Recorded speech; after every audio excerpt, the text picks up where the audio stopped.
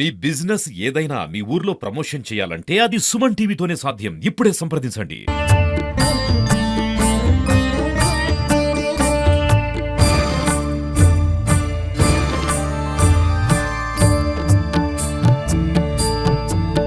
మహారాష్ట్ర నుంచి మహాభక్తుడు ఒకతను కూడా అమ్మవారికి ఇక్కడ వజ్రాల కిరీటం సమర్పించడం జరిగింది. మరి ఈ కిరీటాన్ని ఎప్పుడు అమ్మవారికి ధరిస్తారు, మరి పూజా కార్యక్రమాలు ఎప్పుడు స్టార్ట్ అయ్యే అవకాశం ఉందనేది మనం తెలుసుకుందాము.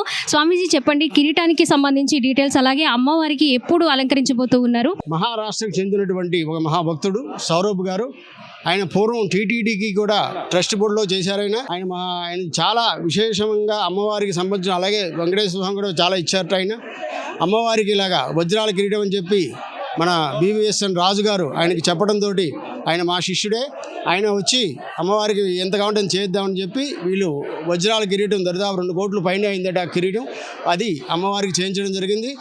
ఈ ప్రత్యేకించి ఈ డైమండ్స్ ఇవన్నీ తయారు చేయడంలో ప్రముఖ సంస్థ చెందినటువంటి మన గుణశేఖర్ గారు దీన్ని ప్రత్యేకంగా ఆయన ఎంతో శ్రద్ధతోటి ఇదంతా కూడా చేయడం జరిగింది. వారు కూడా వచ్చి అమ్మవారికి ఇది ఇవ్వడం జరిగింది.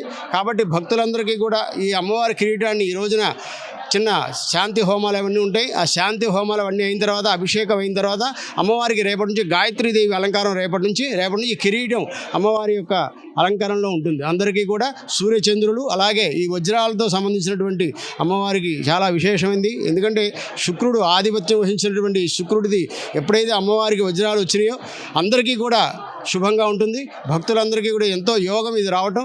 అందరికీ కూడా అమ్మవారి శుభ ఆశీస్సులు. జై దుర్గా భవ. సో చూసుకోవచ్చు, మనం ఏదైతే ఈ వజ్రాల కిరీటంతో రేపు ఈ రోజు కొన్ని పూజలు జరిపిన తర్వాత, అలాగే కొన్ని శాంతి హోమాలు జరిపిన తర్వాత అమ్మవారికి రేపు గాయత్రీ దేవి అలంకారంలో దర్శనం ఇవ్వనున్న అమ్మవారికి ఈ కిరీటాన్ని ధరిస్తారు. ఈ కిరీటంతోనే, వజ్రాల కిరీటంతోనే ఈ నవరాత్రులు అన్ని రోజులు కూడా అమ్మవారు భక్తులకు దర్శనం ఇవ్వనున్నట్లు కూడా తెలుస్తుంది.